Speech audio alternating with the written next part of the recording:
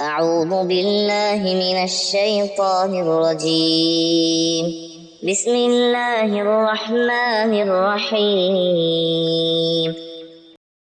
ذواتا أفنان فبأي آلاء ربكما تكذبان فيهما عينان تجريان فبأي آلاء ربكما تكذبان فيهما من كل فاكهة زوجان فبأي آلاء ربكما تكذبان متكئين على فرش بطائنها من استبرق وجنى الجنتين دان فبأي آلاء ربكما تكذبان